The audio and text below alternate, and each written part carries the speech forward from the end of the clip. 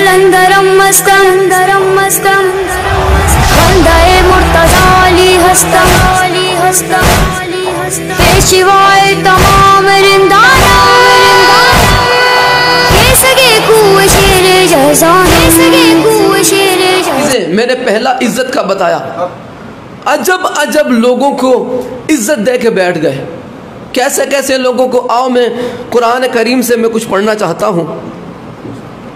دو بندے، اچھا یہ جو تھے فرعون کے سامنے کچھ جادوگر، جو فرعون کے جادوگر تھے، انہوں نے ان کی جو رسیاں تھی، اللہ فرماتا ہے فَأَلْقَوْا حِبَالَهُمْ، انہوں نے اپنی رسیوں اور لاٹھیوں کو وَإِسِيَّهُمْ فَأَلْقَوْا حِبَالَهُمْ وَإِسِيَّهُمْ، اپنی رسیوں اور لاٹھیوں کو پھینک دی. کس لیے؟ سانپ بنانے کے لیے. انہوں نے پھینکی، کس لیے پھینکی؟ سانپ بنانے کے لیے. اب ان سے پوچھا کہ یہ تم کس لیے کرتے ہو؟ تو انہوں نے کیا جواب دیا؟ وَقَالُوا، جب ان سے پوچھا گیا کہ تم یہ کیوں کرتے ہو، تم نے یہ سانپ کیوں بنایا بھائی، تو انہوں نے کیا جواب دیا؟ وَقَالُوا، تو وہ کہنے لگے بِعِزَّتِ فرعون، یہ ہم نے فرعون کی عزت کے لیے کیا. ہم نے فرعون کی عزت کے لیے کیا. کیا فرعون بھی کبھی عزت والا تھا؟ کیا فرعون بھی کبھی عزت والا تھا؟ نہیں. اس نے کیوں کہا؟ اب جس کے ذہن میں فرعون عزت والا ہو اسے موسیٰ کی سمجھ نہیں آتی. اب بیدار رہو. جس کے ذہن میں، اب بات شروع کیے دیکھیں کہاں تک جاتی ہے.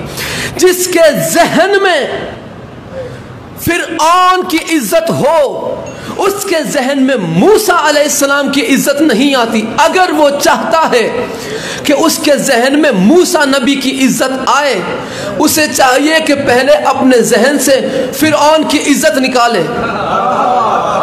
بیدار ہو جاؤ. اسے چاہیے اپنے ذہن سے پہلے فرعون کی عزت نکالے.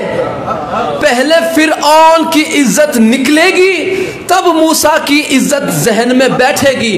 اگر کسی نے ابراہیم سے محبت کرنی ہے، ابراہیم کی عزت کرنی ہے، تو پہلے نمرود کی عزت نکالنی پڑے گی. اگر کسی نے مصطفیٰ کی عزت کرنی ہے تو پہلے ابو جہل کی عزت نکالنی پڑے گی. اگر کسی نے علی کی عزت ذہن میں بٹھانی ہے تو معاویہ کی عزت نکالنی پڑے گی.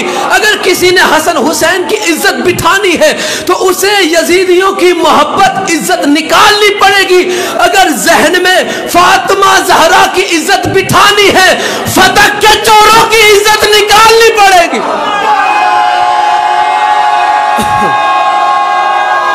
حیدری،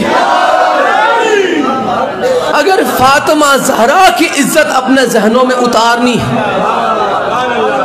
تو پہلے فتح کے چوروں کی عزت نکالنی پڑے گی، تب جا کے مقام زہرا سمجھ میں آتا. بندے مرتضی